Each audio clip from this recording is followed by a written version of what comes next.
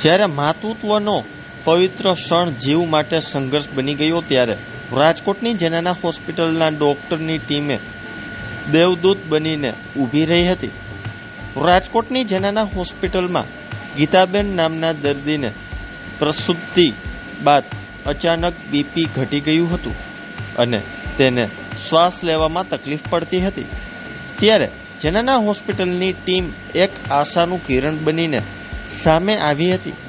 જેનાના હોસ્પિટલના ડોક્ટર હેમાલી અને તેમની મેડિકલ ટીમ દ્વારા મહિલાનો જીવ બચાવી લીધો હતો.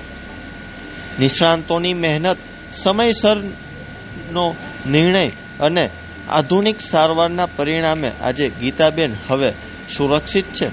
રાજકોટની જેનાના હોસ્પિટલમાં ફરજ બજાવતા ડોક્ટર હેમાલીએ કહ્યું કે મારું નામ ડોક્ટર હેમાલી નેનુજી છે.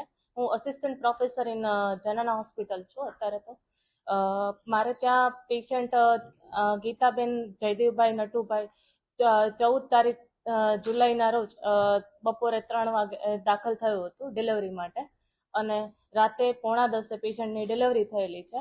ડિલિવરી પછી અચાનક પેશન્ટને શ્વાસોશ્વાસમાં તકલીફ થતી હતી.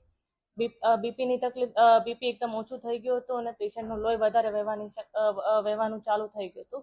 આથી તાત્કાલિક ધોરણે પેશન્ટને ઓપરેશન થિયેટરમાં લઈ જરૂરી પ્રોસિજર કરી અને લોહી બંધ કરવાની કોશિશ કરવામાં આવેલ છે. આ દરમિયાન પેશન્ટને જે શ્વાસોચ્છ્વાસમાં તે તકલીફ થઈ હતી એના માટે એનેસ્થેટિક ડોક્ટરો અને બીપી જે ઓછું થયું હતું એના માટે ફિઝિશિયનને તાત્કાલિક કન્સલ્ટ કરવામાં આવેલ છે, અને સંજોગ બંને 3 ટીમ સાથે પેશન્ટને પ્રોપરલી મેનેજ કરવામાં આવેલ છે.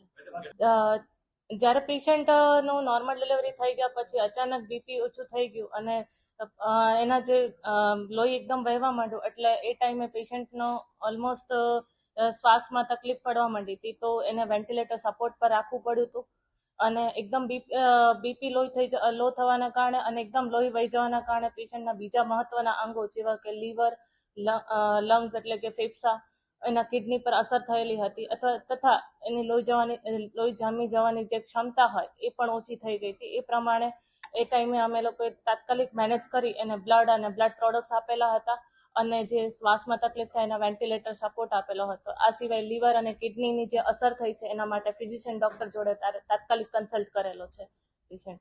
જો પેશન્ટનું તાત્કાલિક ડિસિઝન ના લેવામાં આવ્યું હોત તો પેશન્ટના કદાચ વધારે લોહી વહી જવાની શક્યતા રહે, અને અચાનક ખબર પણ ના પડે અને થોડા જ પળોમાં એનો બીપી લો થઈને એનું મૃત્યુ થવાની શક્યતા વધી જઈ શકે છે, અથવા તો ઓર ક્રિટિકલ થઈ શકે છે.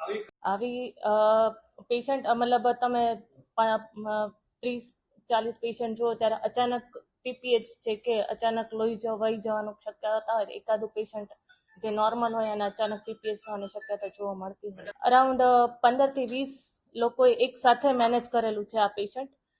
તેમાં ગાયનેકની ટીમ પણ આવે છે, એનેસ્થેટિસ્ટની ટીમ પણ આવે છે, ફિઝિશિયનની ટીમ પણ આવે છે. ક્રિટિકલ કેર વાળો જે પાર્ટ છે ફિઝિશિયન વાળા મેનેજ કરે.